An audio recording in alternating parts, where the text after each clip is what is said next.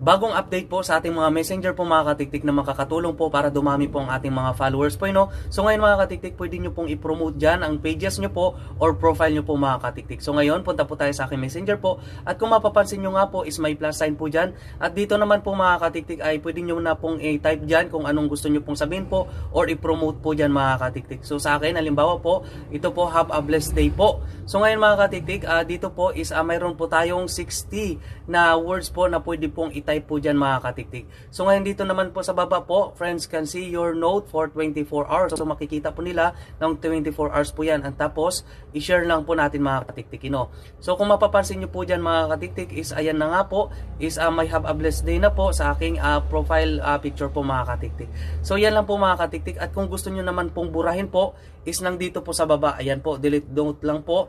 Ayan. So yan lang po mga katiktik, no? At gawin nyo na po mga katiktik kasi malaking